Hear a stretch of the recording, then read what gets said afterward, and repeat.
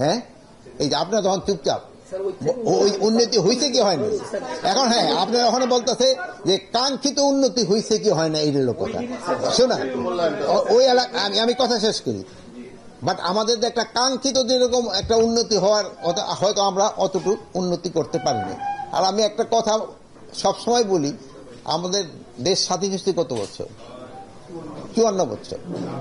আইন শৃঙ্খলা পরিস্থিতি যে খুব ভালো, এই 54 বছরে আমাদের কোনো মিডিয়ায় বা কোনো কিছুতে বা সাধারণ পারসেপশনও আছে কোথাও যে আমাদের আইন শৃঙ্খলা পরিস্থিতি খুবই ভালো? আমাদের আইন শৃঙ্খলা পরিস্থিতি মানে জনগণের মানে এই ডেভেলপ কান্ট্রিগুলি, স্পেশালি স্ক্যান্ডিনেভিয়ান কান্ট্রিগুলির সাথে তুলনা করেন, আমাদের ওই স্ট্যান্ডার্ডে আমরা কোনো সময় যেতে পারিনি। আমরা হয়তো দোয়া করবো আমরা না পারি, হয়তো ভবিষ্যতে যারা আসবে তারা যেন যেতে পারে, আমরা তো ওই স্ট্যান্ডার্ডে যেতে পারিনি।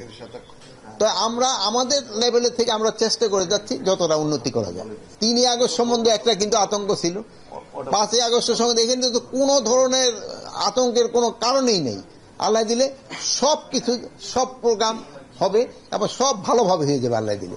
এটা আপনাদের সাহায্য এবং সহযোগিতা দরকার। আপনারা বিভিন্ন জায়গাও কভার করবেন, আপনারা দেখবেন যে সবকিছু আল্লাহ দিলে ভালোভাবে হয়ে যাবে। সতর্কতা তো সরকার তো সবকিছুর ব্যাপারে সতর্ক থাকতে হয়।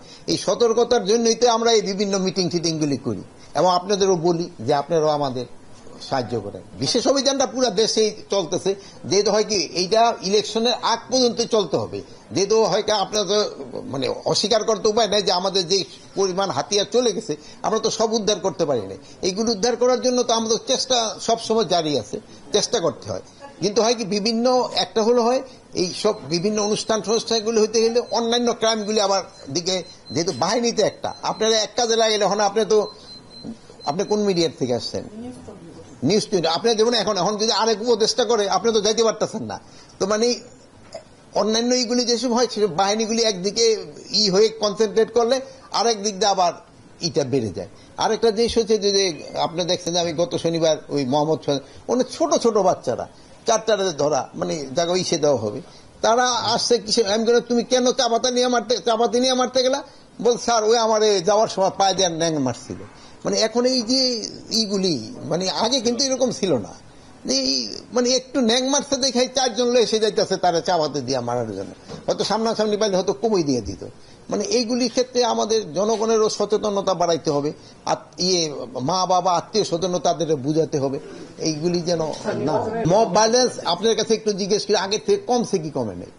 মব ভায়োলেন্স তো কমছে, এটা আস্তে আস্তে একেবারে এলিমিনেট হয়ে যায়। আমরা এই মব এর ক্ষেত্রে কোন ধরনের ছাড় আমরা দিব না। কে অংশ নিবে কে অংশ নিবে না এটা আমার স্বরাষ্ট্র মন্ত্রণালয়ের প্রশ্ন না। আমার হলো নির্বাচন যেসব হবে, যেসব আইন শৃঙ্খলা পরিস্থিতি যেন ভালো থাকে, এই জন্য আমরা সব ধরনের প্রস্তুতি নিচ্ছি। এর আগে আমরা বলছি যে আমরা কিন্তু ট্রেনিংও করাচ্ছি এবং সরকারের একটাই হলো যে তারাও কিন্তু একটু ফোর্সের সংখ্যা বাড়ানোর জন্য কিন্তু একটা দিয়ে দিচ্ছে, স্যাংশন দিয়ে দিচ্ছে। আমরা সবাইরই সমান এই প্রোটেকশন দিচ্ছি। এই জন্য যে বেশি ভালনারেবল তারা একটু বেশি প্রোটেকশন দেওয়া হয়, যে একটু কম ভালনারেবল তারা একটু কম প্রোটেকশন দেওয়া হয়। যেমন আপনার আল্লাহ দিলে কেউ ভালনারেবল না, আপনার কোনো প্রোটেকশনের দরকার হয়।